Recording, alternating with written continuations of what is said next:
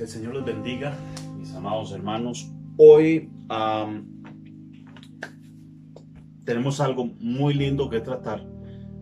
Y digo muy lindo porque todo lo que a nosotros como hijos de Dios nos lleve a dar un paso más adelante en nuestra fe, o todo lo que nos empuje, aunque sea abruptamente, a la fuerza nos empuje a salir de un lugar a otro y avanzar en nuestra vida espiritual, todo lo que provoque esto es bueno. Entonces, yo le doy la bienvenida hoy a este mensaje. Le digo bienvenido, le digo gracias por estar allí, le digo gracias por abrir sus oídos a la palabra del Señor. A la larga, el más beneficiado cuando se escucha la palabra de Dios es uno. Uno es el mayor beneficiado cuando uno abre el corazón a lo que Dios nos tiene que decir. Me tomé el día para pensar y para meditar en eso que hace mucho tiempo viene dando vueltas en el corazón, para que usted vaya conociendo a su pastor, en el caso de los que son parte del Ministerio Vida Internacional. Yo no soy muy formal para mis sermones, es decir, no me gusta agarrar un tema y que sea ese precisamente el que tengo que dar solo porque en ese momento surgió. No, ese tema llegará y para el momento en el que llegue ya va a estar preparado, porque los preparo con muchísima antelación. Sin embargo, me tomó por sorpresa encontrarme con que quería traer este mensaje para ustedes en sus casas, y yo sé que todos vamos a aprender un poquito de esto. Dejamos atrás la serie Hijos de Dios que vimos en 1 Juan capítulo 1, nos tomó 15 capítulos, sí, de la serie, y fue toda una bendición. Ahora voy a tener una serie de mensajes que van a tener temas independientes, así que esta noche nos tocó estar y estar basándonos o ir a la epístola del apóstol Santiago. Yo le invito a que usted vaya rápido a su Biblia, busque ahí la epístola del apóstol Santiago y vamos a centrar nuestra atención ahí, a caminar, a avanzar un poquito dentro de sus capítulos y vamos a aprender grandes cosas hoy. Yo estoy muy contento, Dios nos tiene haciendo este trabajo y para mí hacer este trabajo es lo más maravilloso que me puede pasar. Por lo general, cuando vengo a hacer esto, vengo en mi trabajo normal, trabajo como toda persona, y siempre le digo a la gente que me hace la pregunta: ¿usted es pastor pero está trabajando aquí? Le digo, sí, es que lo que pasa es que el mundo tiene un concepto errado de los pastores. Los pastores son unos vividores, unos aprovechados, etcétera, etcétera. Pues ya, yo creo que conmigo se les cayó, ¿verdad? Porque soy un pastor que trabaja, como todo. En algún momento ya Dios nos llamará a tiempo completo a hacer su obra, eso no está en tela de discusión, pero también sabemos que para todo hay un tiempo, así que en este tiempo que estamos haciéndolo, lo estamos haciendo con todo el corazón para usted, para que usted reciba la palabra del Señor ahí donde está. Vamos a iniciar orando como debe ser y poniendo este tiempo en las manos de nuestro Dios. ¿Le parece? Oramos. Señor, en esta hermosa noche te agradecemos. Somos los menos indicados para estar aquí. Nos equivocamos tanto, erramos tanto, fallamos tanto, hablamos de más tanto, proferimos de más tanto, Señor. Nos creemos tan independientes, pero cuando vamos a la palabra nos encontramos que somos simple polvo en tus manos, como tú dice tu palabra, que tú nos tienes en la palma de tu mano. Hoy entendemos que nuestra necesidad de ti es mucha. Hoy comprendemos que dependemos de ti para todo, como el niño pequeño que depende de su papá y de su mamá para alimentarse, para asearse, para caminar, para crecer.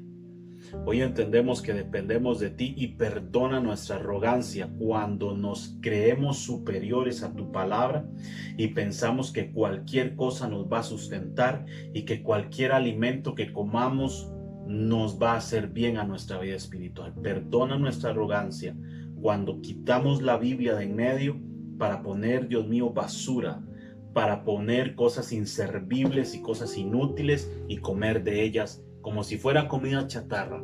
Nuestro espíritu se nutre con tu palabra, Señor, en el nombre de Jesús.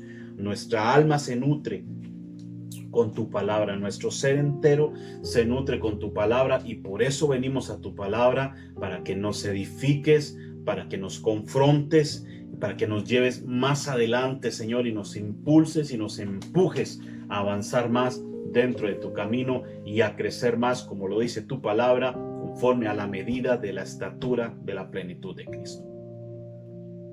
Muchas gracias esta noche por todos mis hermanos donde están, por cada uno de los que conozco, de los que tengo poco de ver y de los que tengo muchos años de no ver. Te pido que bendigas a cada uno de los que están, Dios mío, escuchando esta palabra de parte tuya, sean pastores, sean evangelistas, sean ministerios, todos ellos. En el nombre de Jesús oro sobre ellos, en el nombre de Jesús, para que tu palabra, Señor, les caiga como un bálsamo a sus almas y a sus corazones, en el nombre de Jesús de Nazaret. Amén y amén. Santiago es uno de los apóstoles. Él no escribió demasiado. Sí, de hecho, a la vista está, usted ve la epístola del apóstol Santiago y son 2 hojitas en la Biblia. Básicamente lo que escribió fueron 5 capítulos. Sin embargo, el hecho de que escriban unos más y otros menos no significa que pierden su validez o que dejan de tener su validez. Simplemente escribieron poco. Pero como lo que escribieron fue inspirado de parte de Dios, entonces lo tenemos aquí. Recuerde que la Biblia dice que toda la escritura es inspirada por Dios y útil. Toda, independientemente de si el que la escribió era doctor o si el que la escribió era un pescador o si el que la escribió era un recaudador de impuestos. Independientemente de dónde llegara a tener Biblia, tenemos escritores que fueron reyes como David, como Salomón, y otros que fueron pescadores como Pedro, otro doctor como Lucas, y así sucesivamente. Un recaudador de impuestos como Mateo. Entonces, tenemos que lo que está escrito en la Biblia, independientemente de quién venga, nos va a hablar, porque resulta ser que es la palabra de Dios. Y aunque haya intermediado la mano humana, valga la redundancia, aunque haya intermediado o haya existido la intervención del ser humano, la palabra sigue siendo la palabra, ¿de acuerdo? Teniendo esto claro, nos centramos en Santiago y comienza diciendo esto. Santiago, siervo de Dios y del Señor Jesucristo, a las 12 tribus que están en la dispersión, salud. Él está haciendo una presentación y está dirigiéndose específicamente a alguien. Él no se está dirigiendo al pueblo gentil como tal. Él se está dirigiendo a las 12 tribus de Israel, que usted las conoce. Cuando él se refiere a la dispersión, habla específicamente de este término que indica aquellos judíos que no estaban viviendo, que no estaban radicados en Israel, sino que por diferentes circunstancias, por cuestiones comerciales, por cuestiones personales, por persecución, por lo que fuera, no estaban viviendo en Israel, no estaban radicados en Israel. Entonces él envía su carta y esta carta va a pasar de mano en mano, de mano en mano hacia todos ellos y literalmente la dirige a las 12 tribus de Israel, a los que están en la dispersión, a los que no se encuentran en casa en ese momento, a los que están lejos, a los que no están en su tierra natal, a ellos. Entonces, cuando usted escucha la dispersión, a eso se refiere. Entonces, ya tenemos claro, entonces, qué tipo de mensaje o qué se puede traer entre manos el apóstol una vez que sabemos a quién se va a dirigir. Como el que es un orador y se para frente a la multitud, frente al auditorio, toma su atril y se dirige a ellos y hace toda una apertura de la manera más respetuosa y más sincera. Santiago, siervo de Dios y del Señor Jesucristo, a las 12 tribus que están en la dispersión, salud. A ustedes, mis hermanos, a ustedes me voy a dirigir. Comienza diciendo esto en el capítulo 2. Hermanos míos, tened por sumo gozo cuando os halléis en diferentes o en diversas pruebas. Esto es un poco desafiante. Tan desafiante que yo quise titular este tema, mi prueba, mi gozo. Y es que no hay nada más difícil para uno que ser probado en cualquier área. Cuando nosotros somos probados, no somos probados precisamente porque nos encontramos listos para esa materia. Nos prueba la fe para precisamente hacer que nuestra fe madure y esté más lista, porque podemos estar y tener cierto nivel espiritual, cierto grosor, cierta masa muscular espiritual en nuestras vidas, pero siempre va a ser necesaria la prueba. Es decir, para identificar si algo funciona o no funciona, hay que probarlo. Para saber si algo es bueno o es malo, hay que probarlo. Para que el chef se dé cuenta si el plato quedó bien o quedó mal, tiene que probarlo. Para que el oro, quien lo vaya a comprar, de acuerdo, se cerciore de que es verdadero, tiene que probarlo. Para yo comprar un vehículo y saber que está bien y que voy a hacer una buena inversión, tengo que probarlo. O sea, la prueba no es algo relativo solamente al cristiano. ¿De acuerdo? La prueba se aplica en todos los ámbitos de la vida. Tenemos que ser probados en todos los ámbitos de la vida para demostrar que estamos aptos para algo o no aptos para algo. Y entonces, en base a la prueba y los resultados que esta prueba arrojen, entonces nos dirá qué tratamiento sigue y dónde tenemos que reforzar para buscar y para dirigirnos y encauzarnos hacia nuestro cometido. Por ejemplo, dice la Biblia que si aún el oro, aunque perecedero, es probado con fuego, ¿cuánto no más nuestras obras? ¿Cómo se da cuenta uno como cristiano que estamos trabajando bien o mal? Cuando nuestra fe está siendo puesta a prueba. Entonces, el apóstol comienza sin anestesia. Legítimamente Santiago está iniciando sin anestesia. Por eso me encantó titular esto, Mi prueba, mi gozo, porque nos desafía y nos reta. Ya le dije, no hay nada más difícil para uno como cristiano verse sometido a prueba, porque por más años que tengamos en el Señor, en algo nos tiene que incomodar la prueba por la que estamos pasando, porque somos probados en diferentes circunstancias, en diferentes edades de nuestra fe cristiana y para diferentes propósitos. Algunos estarán siendo más probados en sus finanzas porque no han aprendido a depender totalmente de Dios. Algunos estarán siendo probados en su carácter porque no han aprendido y no han desarrollado el carácter que la Biblia nos llama a desarrollar.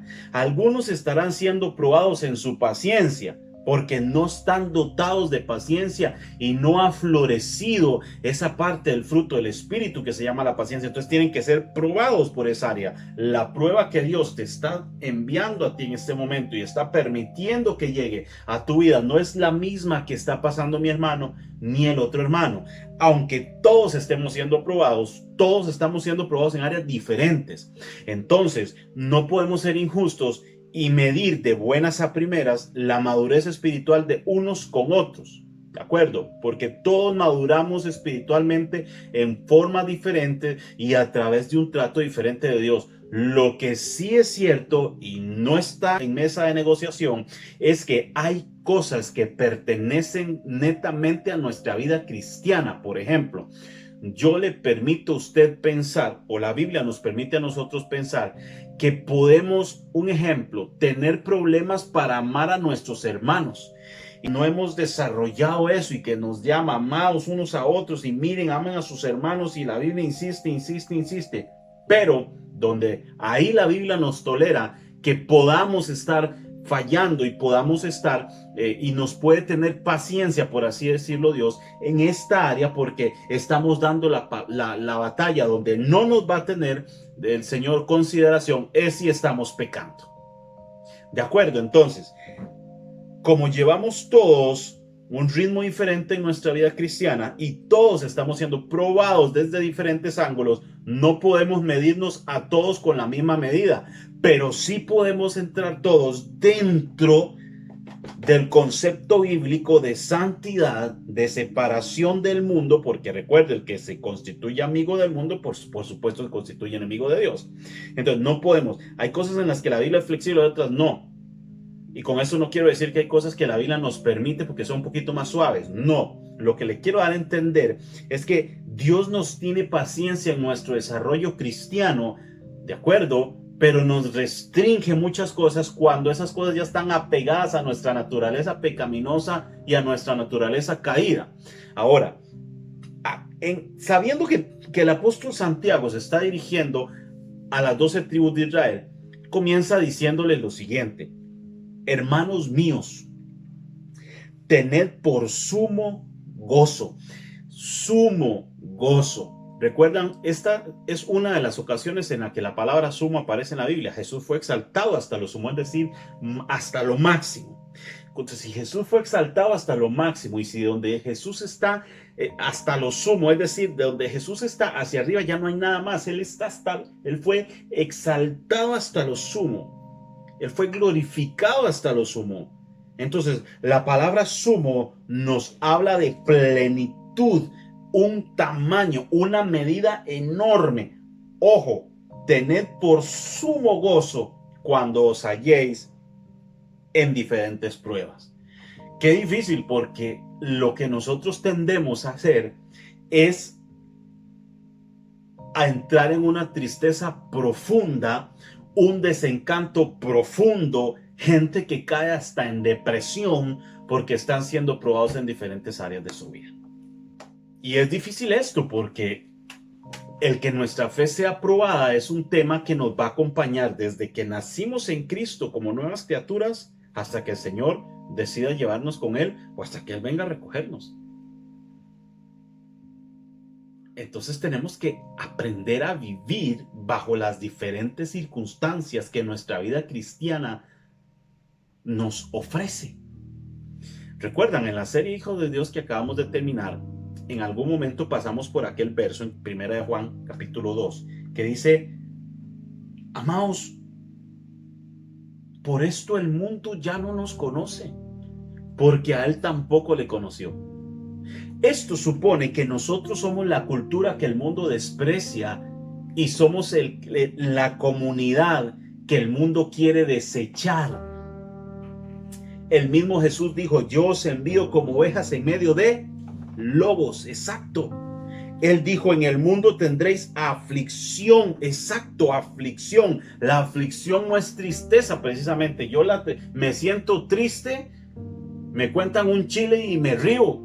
Pero cuando estoy afligido, me pueden contar todos los chistes del mundo que no me voy a reír. Estoy afligido. Entonces, vamos a ver. Cuando el apóstol nos dice tened, no nos está dando una sugerencia, nos está dando una orden desde la perspectiva bíblica de este texto. Tened por sumo gozo. Siéntanse enormemente felices. Así como se escucha. Tienen que estar exageradamente felices cuando se encuentren en diferentes pruebas. Ya le digo, y lo acabamos de ver, qué difícil. Y quiero planteárselo así: mi prueba, mi gozo.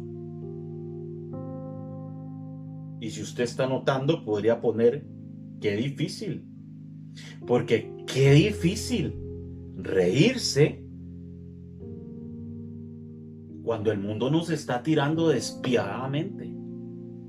Qué difícil reírse cuando somos la contracultura en medio de un mundo que todos los días se hunde más en el pecado, en la destrucción. Y aquí se cumple que a lo malo le llaman bueno y a lo bueno le llaman malo. Qué difícil, hermano, el momento en el que no te esperabas que te hicieran esa llamada para decirte lo que te dijeron y darte la noticia que te dieron.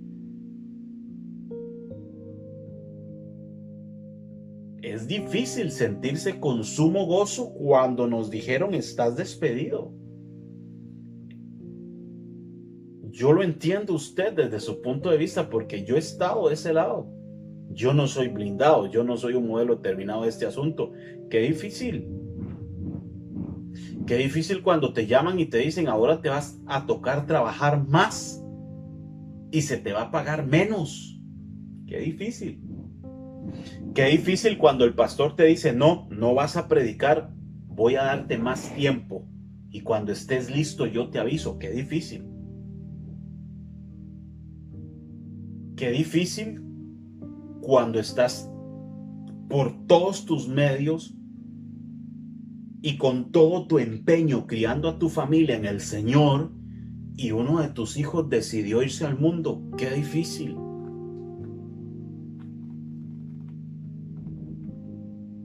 Qué difícil cuando estás en tu casa pensando que y sembrando con ese pensamiento firme y con esa determinación de que estás sembrando para que tu descendencia se conviertan en siervos de Dios y deciden tomar otro camino totalmente contrario al de la enseñanza que les diste.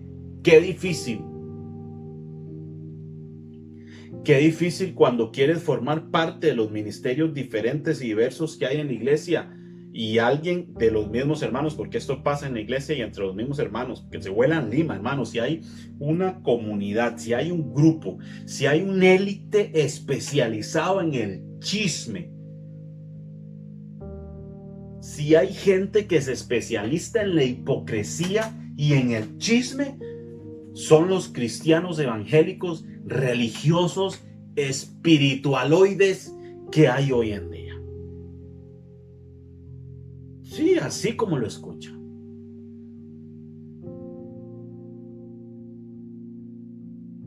Qué difícil. Tened por sumo gozo cuando os halléis en diferentes o en diversas pruebas. Pero ¿cómo hago yo para encontrar? ¿Cómo descubro yo qué es eso? ¿Qué lo provoca? ¿Qué encanto puedo encontrar en medio de esta circunstancia tan difícil que estás viviendo? El apóstol no escribió solo por escribir. Y él dice en el verso 2 lo siguiente. En el verso 3, perdón. Sabiendo que la prueba de vuestra fe produce paciencia. Ahí está el detalle. Yo entonces encuentro que una vez que estoy metido en la balacera, hermano, cuando estamos en medio del zafarrancho de la vida, cuando estamos en medio de la prueba, cuando nos llueve palo, garrote y leño en las arenas de la vida espiritual, te llega por este lado y te llega por el otro, te capeas aquí, te sale por allá, porque esto pasa. Es 100% verídico que pasa. Entonces uno en este momento, imagínese usted en la circunstancia difícil por la que está pasando, usted dice, ¿qué sucede? No veo la luz. Todo se torna más difícil a cada momento. ¿Cómo hago? Y uno ora y siente, hermano, a usted le ha pasado tanto como a mí, uno ora y siente que la oración no se levanta, pero ni el techo pasa. Y ahí es donde uno gasta sus mejores oraciones y donde uno, hermano, saca el cristiano Saiyajin que uno lleva adentro y de repente yo soy tu hijo y comienza uno a recitar la palabra desde Génesis hasta Apocalipsis y uno se para en fe y uno comienza a pelear. Mire, he entendido y he visto que la oración de nosotros, los hijos de Dios, es muy curiosa cuando estamos en medio de una situación. Qué difícil, no ponga atención.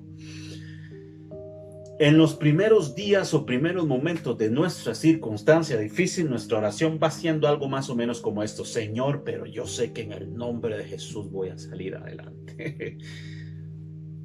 Ponga atención porque yo sé que usted se va a identificar con esto. Yo voy a salir adelante en el nombre de Jesús, y se convierte uno como Hulk, ¿cierto?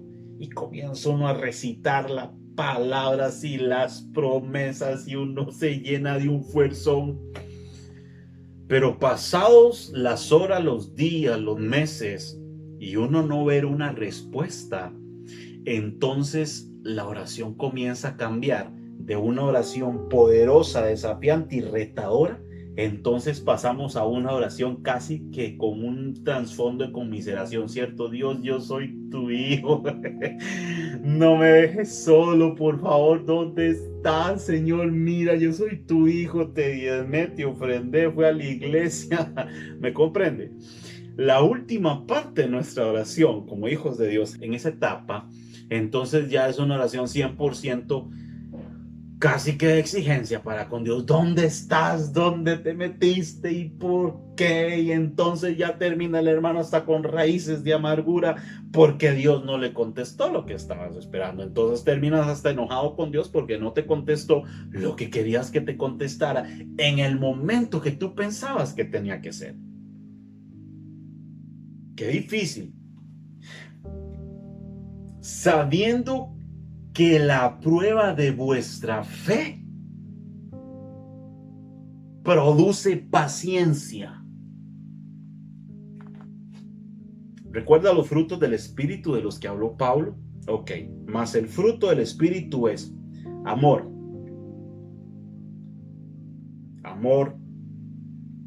paciencia, benignidad, bondad, fe, mansedumbre, templanza, gozo.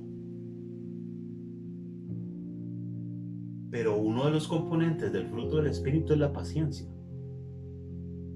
El amor yo lo puedo cultivar interactuando con mis hermanos y aprendiendo a amarlos. La templanza la puedo cultivar cuando yo aprendo a decir sí y cuando aprendo a decir no. Y mantenerme en eso, sin fluctuar. Sin irme ni a un lado ni para el otro, ¿verdad? Estamos hablando de tomar una sola decisión. Eso nos da la templanza. Pero solo hay un camino para cultivar la paciencia. Y necesitamos tener la paciencia porque es parte del fruto del Espíritu Santo. No lo podemos omitir. No podemos decir como cuando uno come, de ahí no, está bien, pero échemele poquita sal o no me le eche azúcar al café. Aquí tenés que tener todo. Hablando del fruto del Espíritu, tiene que estar todo. No puedes sacar uno de los componentes porque entonces estamos mal. Correcto, entonces no podemos decir, Señor, está bien, pero no, la paciencia no, esa para otros hermanos, yo no, a mí nada más déjame con esto. No, la necesitamos. Y la única forma de que la paciencia se produzca es a través de diversas pruebas. Qué difícil nos las puso el Señor en ese sentido, porque entonces quiere decir que para que nuestra paciencia se desarrolle, necesitamos ser probados. Y cuando llega ese momento, entonces uno dice, suave. Entonces, ¿qué tanta paciencia quiero yo tener? Porque para tener paciencia me tengo que comer semejante montón de problemones. Entonces, ¿cómo hago? No hay que hacer nada. Lo único que tienes que hacer es mantenerte caminando. No te puedes detener. No puedes decirle, Señor, hagamos un trato. Ay, no, muy linda la vida cristiana, muy lindo que los muros caerán y muy lindo remolinear y muy lindo esto y que está cayendo la unción sobre mí y que la siento y que todo muy lindo, pero hagamos una cosa, ¿por qué no dejamos la paciencia para despuesito? Porque ahorita la verdad no me quiero ver en problemas. Hermano, problemas nos acompañarán y nos han acompañado desde que el cristianismo existe y aún antes de eso. O sea, es decir, es algo que no podemos quitar de los ingredientes de esta vida. No lo podemos hacer, bajo ninguna circunstancia.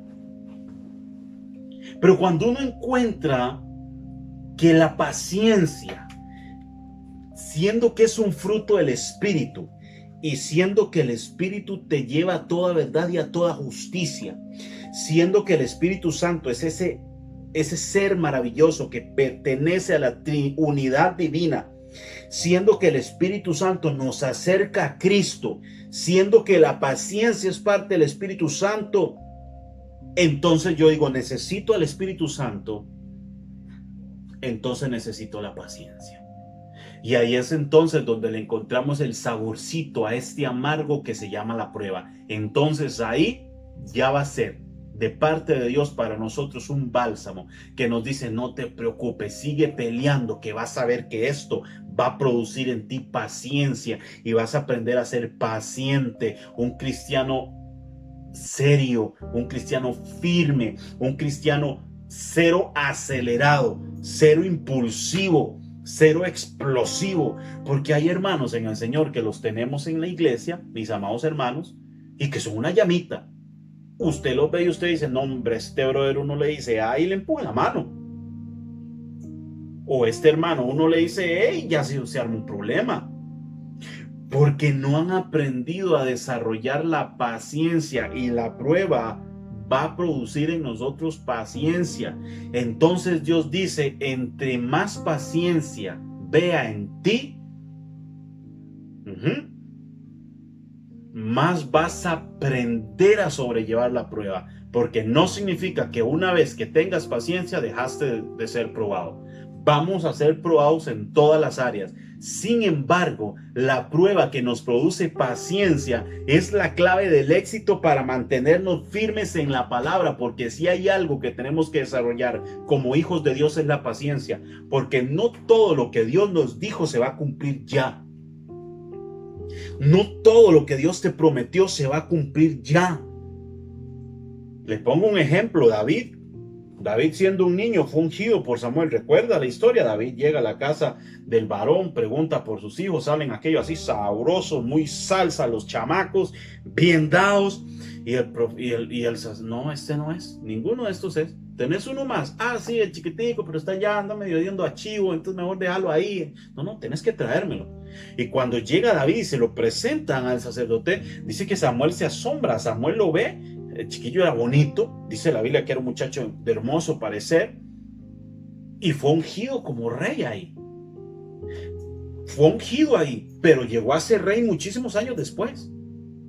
Después de un proceso muy largo, fue perseguido, lo quisieron matar, tuvo problemas. El papá del mejor amigo Saúl se lo quería echar, andaba detrás de él. David sufrió. ¿Se cumplió la palabra de que iba a llegar a ser profeta? No se cumplió. Se cumplió. Pero no fue para allá. Desde que él recibió la palabra que iba a ser rey y fue ungido como rey, hasta llegar a serlo pasó muchos años. Es decir, ¿usted cree que ese niño pequeño hacía como estaba vestido, hacía como hablaba, así como se expresaba un niño de campo? Y no le estoy diciendo que está mal ser de campo, lo estoy poniendo en perspectiva el episodio que tenemos con David. ¿Usted cree que David en ese momento, en su condición de niño, que todavía no se había desarrollado como un hombre, un adolescente, era portador de la semilla del reino? Él la tenía, Dios se la había dado, pero no era el momento, no era el tiempo, ni el lugar para ser rey. Tenía que pasar un proceso.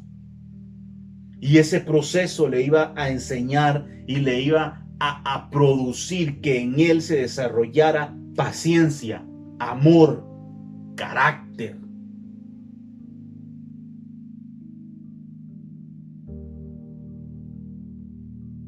Pregunta: ¿cómo está su carácter como hijo de Dios?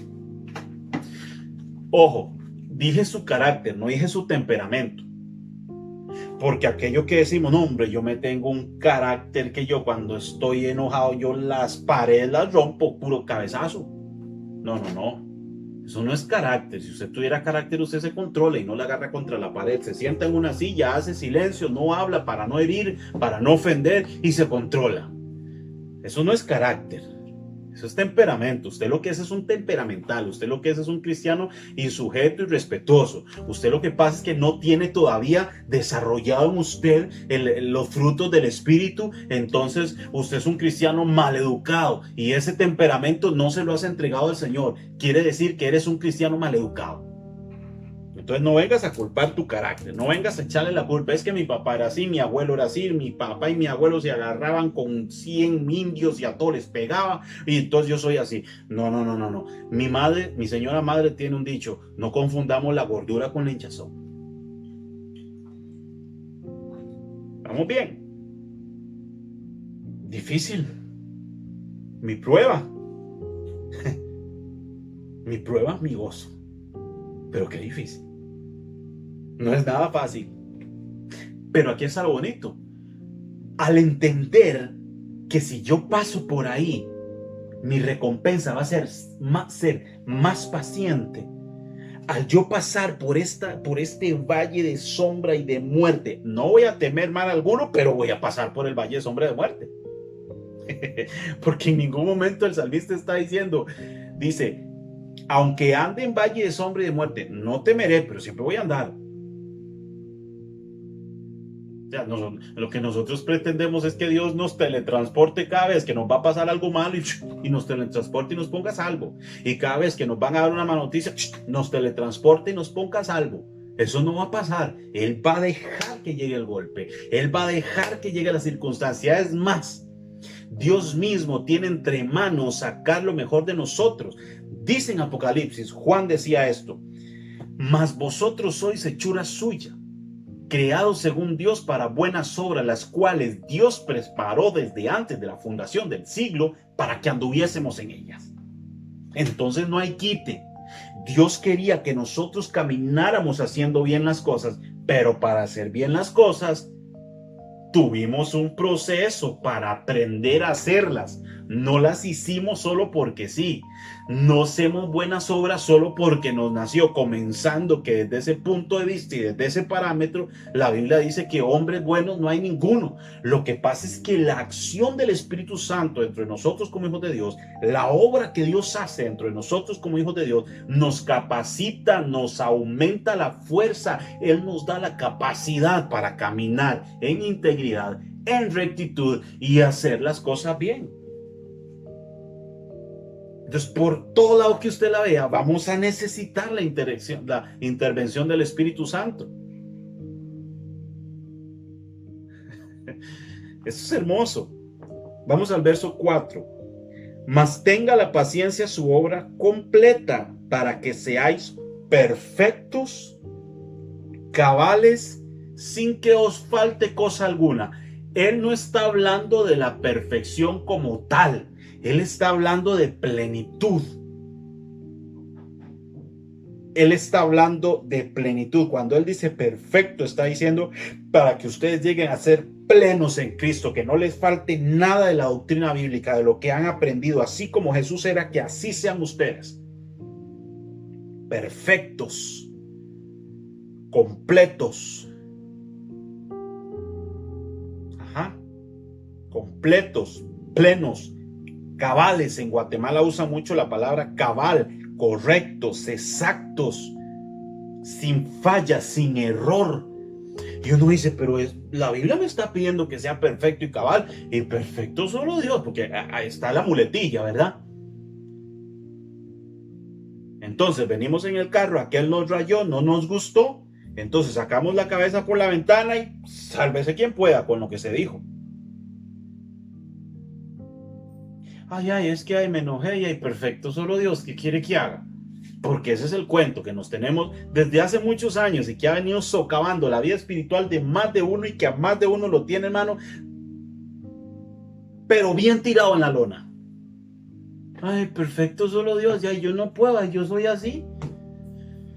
¿Me explico? Ay, no, es que ya nací así, yo no puedo, lo he intentado y no puedo. Ay, ¿qué quiere que hay? Perfecto solo Dios. No, hermano, eso se llama mediocridad, eso se llama no querer ponerse los guantes, meterse en el ring y darse duro con lo que se nos venga, como hijos de Dios, como hombres y mujeres llamados de Dios con coraje. Pablo le decía a Timoteo, porque no nos ha dado Dios un espíritu de cobardía, sino de poder, de amor y de dominio propio. Así que salga de ese embrollo en el que está metido, quítese de la mente ese pensamiento ruin de que perfecto solo Dios, porque eso ya se sabe. Lo que pasa es que es tu muletilla para no salir de donde estás, para no hacer lo que tienes que hacer, para no salir de donde tienes que salir. Al principio les dije, esto es hermoso porque todo lo que a nosotros nos empuje, por la buena o por la mala, a salir más adelante, a ir más allá en la vida cristiana y aumentar nuestro tamaño espiritual, sea bienvenido. El envoltorio no nos va a gustar, pero le aseguro que lo que viene adentro sí.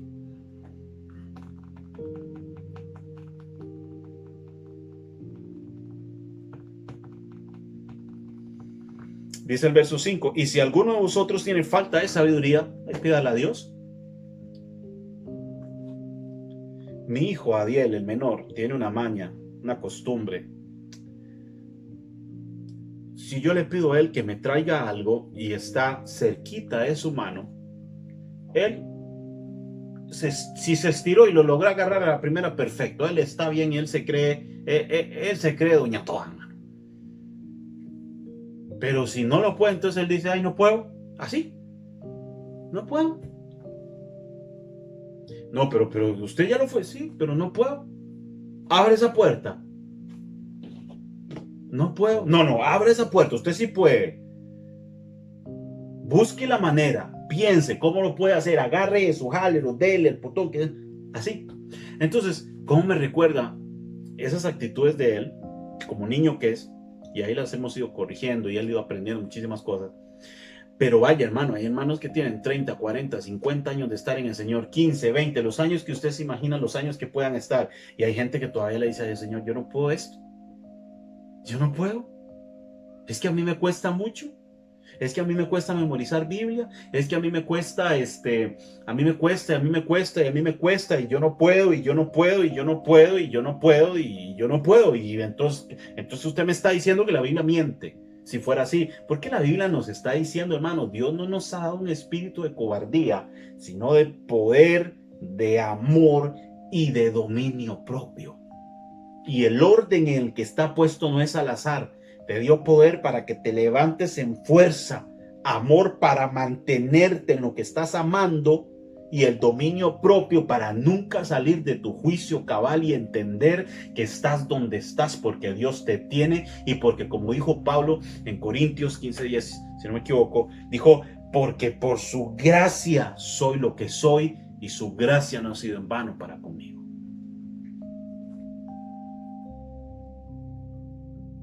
Así que esto es muy fácil. Si usted piensa que no puede o le cuesta, entonces está bien.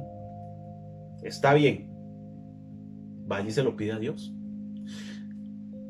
Verso 5. Si alguno tiene falta de sabiduría, pídala a Dios, el cual da a todos abundantemente y sin reproche. Dios no te va a decir, pero ¿por qué sos tan cabezón? ¿Cuántas veces te he dicho en mi palabra, bla, bla? Él no te va a reprochar. Te va a decir, ¿necesitas sabiduría? Toma.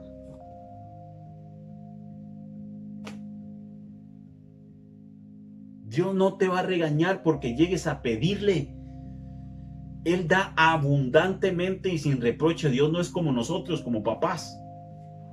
Yo como papá sí me pongo a ese rollo, hermano. Y hay veces hasta me da vergüenza de mí solito, pero yo digo, no, es que tengo que enseñarle a mis hijos que hay que poner a trabajar la mente, hay que poner a trabajar el ingenio, la creatividad.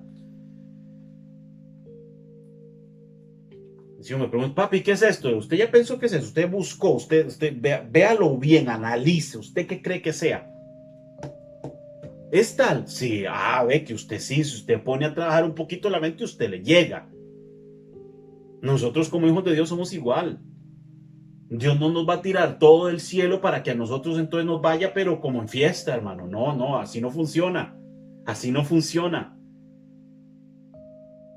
En la vida de nosotros como hijos de Dios hay que poner una buena parte de nuestro ser como personas, como hombres y mujeres, para lograr alcanzar aquellas cosas que Dios tiene para nosotros. No porque Dios no nos las pueda dar, sino porque en el proceso nos va a enseñar a ser agradecidos con lo que se nos da. Entonces vamos a ser gente indefectible en todas las áreas, llámese ofrenda, llámese diezmar, llámese amar al Señor, llámese amar a la familia, llámese orar, llámese buscar la palabra, todo, en todas las áreas, integralmente, vamos a aprender a ser gente agradecida. Porque el proceso nos enseñó que nosotros somos tan débiles que nunca lo pudimos haber llegado a alcanzar, a menos que fuera por las fuerzas del Señor. Porque si bien es cierto, en medio del valle de sombra de muerte, no vamos a temer, Él nos va a guardar, pero siempre vamos a tener que pasar por ahí. Aún así, Él va a estar dándonos la fuerza. Quiero que sigamos aquí para ir aterrizando esto. Dice, pero pida con fe, no dudando nada. O sea, si le vas a ir a pedir algo a Dios, pídalo con fe. No fe en la fe. Porque tener fe en la fe es como que usted agarre dos galones de gasolina, se los amarre a los pies, se pare y piense que los galones de gasolina lo van a llevar muy lejos. No funciona así. Usted tiene que tener su fe en el Señor. Usted tiene que tener puesta su fe en Cristo, en Dios, en su palabra, en su promesa. Señor, vengo a pedirte, necesito esto. Yo sé que tú vas a dármelo para yo ser mejor, pero pídalo con ganas, primero con ganas. Porque es su padre, es tu papá al que se lo vas a pedir. Y al ser tu padre, entonces esto nos dice que ahí hay confianza, que ahí hay transparencia, que ahí hay amor, que ahí hay disposición. Vea, Dios está dispuesto a darlo, es más, va a dar abundantemente y sin reproche, eso sí, y nos apercibe, pero pida con fe, no dudando nada, porque el que duda es semejante a la onda del mar, que es arrastrada por el viento y echada por toda parte. No piense pues quien tal haga que recibirá cosa alguna del Señor.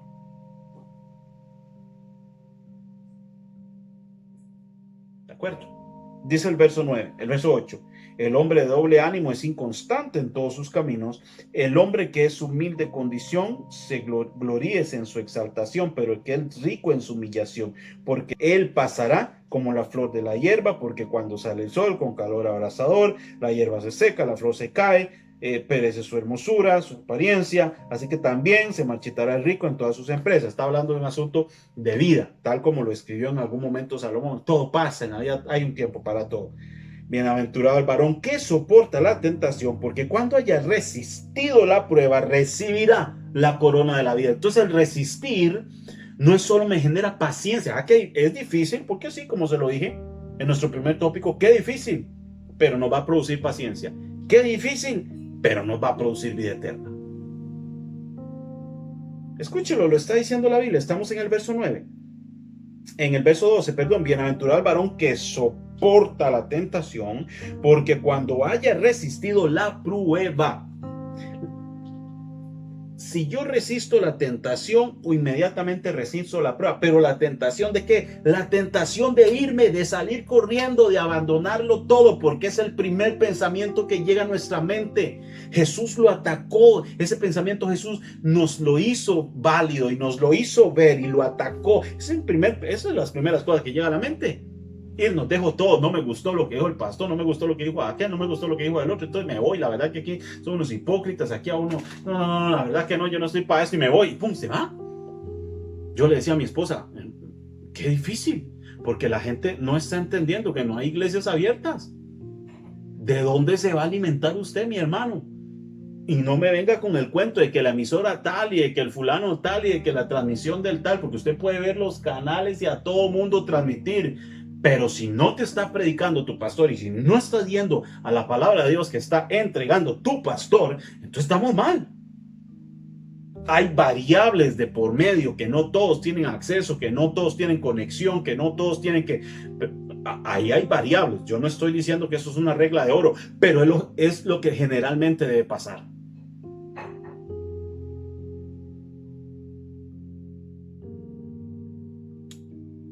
Eso es hermoso. Y dice, para ir aterrizando, porque cuando haya resistido la prueba, sin haber renunciado, sin haber tirado todo, sin haber tirado la toalla, dice, recibirá la corona de la vida que Dios ha prometido a los que le aman. Cuando alguno es tentado, no diga que es tentado de parte de Dios, porque Dios no puede ser tentado por nadie, ni él tienta a nadie. Aquí quiero llegar, sino que cada uno es tentado cuando es su propia concupiscencia, es atraído y seducido. Entonces la concupiscencia, después de haber concebido, da a luz el pecado, y el pecado siendo consumado da a luz la muerte. Todos lo sabemos, ya está este proceso. Mira, pero cayó. No, eso venía gestándose. Mira, pero se fue al mundo. Eso venía gestándose. Mira, pero tal, eso venía gestándose. Dejó todo botado. Eso venía gestándose. No fue de la noche a la mañana, y eso venía dando vuelta. Amados hermanos míos, no erréis. Toda buena dádiva y todo don perfecto desciende de lo alto, del Padre de las luces, en el cual no hay mudanza ni sombra de variación. Él, de su voluntad, nos hizo nacer por la palabra de verdad para que seamos primicias de sus criaturas. Qué hermoso. Definitivamente la Biblia no se equivoca, definitivamente. Todos nosotros metidos en un saco, hermano, nos podemos equivocar infinidad de veces, n cantidad de veces. Pero la Biblia es infalible y no se equivoca en este sentido. Le quiero recapitular. Hoy hablamos de lo siguiente: mi prueba, mi gozo. Dijimos que qué difícil, ¿no? Qué difícil la plantea el Señor, porque nos pide que estemos enormemente emocionados y felices cuando estemos metidos en las arenas del ruedo.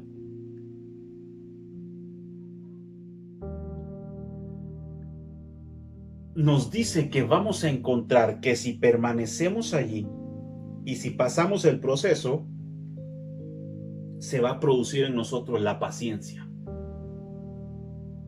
Nos dice que si permanecemos y no renunciamos y no dejamos todo botado, sino que permanecemos duro en Cristo, recibiremos entonces la corona de vida que nos fue prometida por el Señor. Ganamos más soportando que renunciando. Así que yo quiero preguntarle en qué bando se encuentra usted en su vida espiritual con su Señor. ¿En qué etapa de su vida se encuentra? ¿Dónde te has estancado? ¿Dónde estás ganando terreno? ¿Qué le has entregado al Señor que te falta por entregarle? ¿Dónde vas ganando terreno? ¿Dónde lo vas perdiendo? Y no le digo esto para señalarlo y para que usted se sienta mal si fue que usted no aprobó algunas de estas materias de las que la Biblia nos habló hoy. Porque no se trata de eso. La Biblia nos señala con tal de confrontarnos para percibirnos a que sigamos. La Biblia nunca nos va a confrontar para que renunciemos.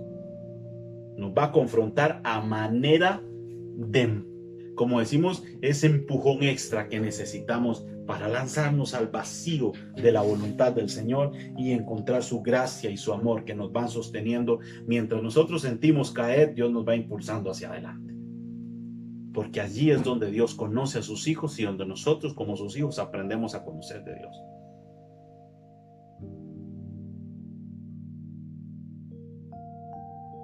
Ese Dios que cuida de nosotros, ese Dios que nos quiere ver victoriosos como las primicias de sus criaturas. Ese Dios que nos quiere ver bien, que nos quiere ver sonreír, que quiere ver que en nuestra vida las cosas van bien, a pesar de lo difícil de las circunstancias. Llámese como se llame, a pesar de lo difícil que sea, ahí nos quiere ver el Señor. Y ahí le vamos a conocer y le vamos a comprobar que definitivamente Él es fiel y Él nunca nos falla. Y que siempre va a traer para nosotros.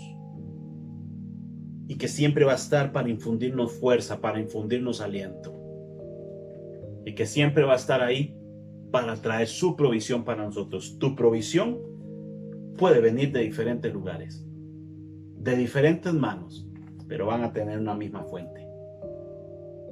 Tu provisión puede venir de allá, puede venir de allá, o puede venir de allá, o puede venir de acá, pero la fuente de esa provisión va a ser una sola, tu Señor.